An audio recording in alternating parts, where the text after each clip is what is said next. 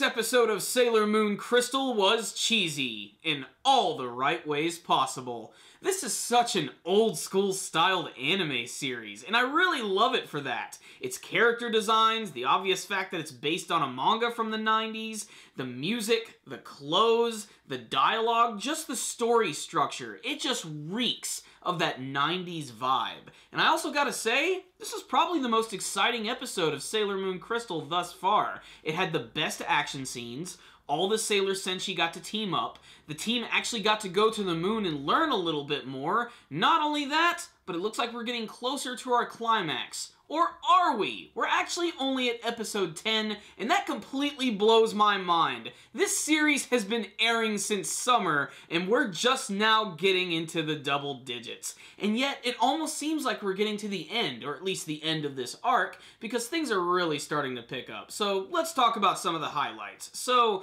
the Sailor Senshi are getting ready to go to the moon. How are they going to do this? Well, thanks to Luna and her weird fuzzy cat abilities, somehow they're all able to get into this fountain in a park, and they shoot up into the sky with this weird force field, and it gives them a nice pretty view of Earth. You know, look at all the grand shit going on, let's go to the moon. And then when they finally get there, it's almost kind of disappointing, because it's just the realistic looking version of the moon. There's just craters all over the place, and moon rocks and all that shit, but then they finally actually see the ruins of the Moon Kingdom, and then they approach this pedestal, which has this weird holographic little, like, you know, Obi-Wan coming out of R2-D2 image coming out, and it's actually the original Queen Serenity, and she's able to talk to her reincarnated daughter and let her know about everything that actually went down on Earth, about this evil force, which is Queen Metalia coming down, taking over everything. Basically, she's just there to give her some words of wisdom to reassure her that they can do it, if they protect each other, all that stuff, the power of friendship. This all leads to a scene where we get to see the revelation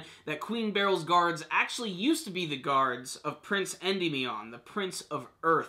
And basically, they're reincarnated just like everybody. They've been slowly regaining their memories, but they get turned into puppets again. She puts them on a tight leash and sends them after the Sailor Senshi, which gives us an action scene. And this was also the part of the episode I found myself laughing at the most. And a lot of that has to do with the fact that basically this whole little, like, war that's going on between the Dark Kingdom and the Sailor Senshi is basically like a little battle between old boyfriends and old girlfriends, because all of the Sailor Senshi apparently fell in love with Prince Endymion's guards, and then you have, of course, Usagi and Mamoru Chiba, Tuxedo Mask, so it's so lovey-dovey cheesy, but I can take it. It's Sailor Moon. It's the type of show that can kind of get away with this type of shit.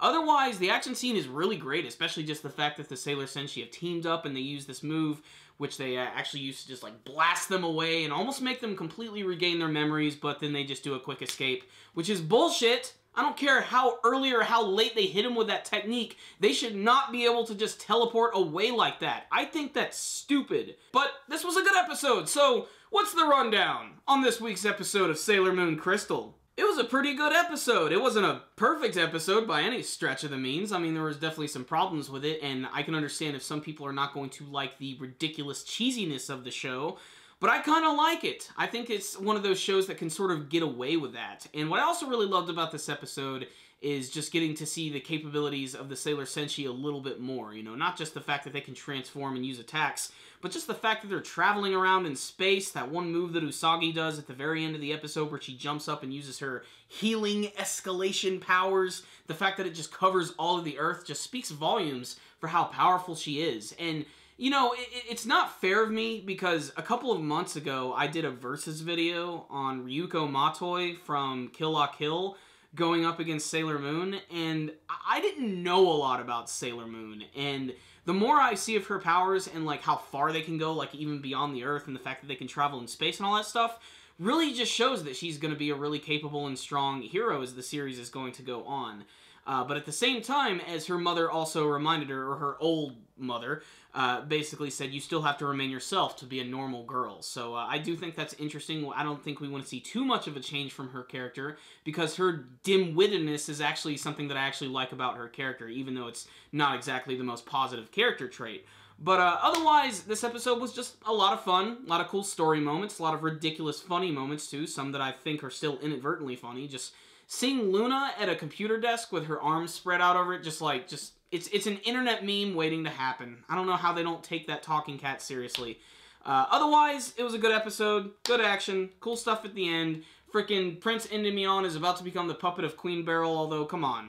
He's not going anywhere. He's one of the main characters. He's got a big plot shield over him, and he's gonna be just fine. And I can't wait to see more of what Queen Matalia is going to do, because she looks awesome. She's slowly starting to materialize into something, and even Queen Beryl's guards note that as well. So I can't wait to see what she's going to be like in her true form. And I also can't wait to learn a little bit more about Queen Beryl herself, about her reincarnation, because every time they show that flashback of Prince Endymion about to be killed, it's always her who's about to do it. So there it is. Decent episode. Not perfect, but one you should definitely check out if you're a fan of the show. So I'm going to give it a 3 out of 5 this week. Entertaining episode, especially for fans of old school Sailor Moon. Thank you guys for watching my review. If you like this video, please give it a thumbs up and like the video. If you guys had a favorite scene from this week's episode of Sailor Moon Crystal, please tell me about it in the comments section below. And what do you want to see from the future of this anime series? Before you guys leave, please subscribe to our channel if you haven't already. You can do that by clicking on the channel icon at the top of the video. You guys can also follow us on Facebook and on Twitter.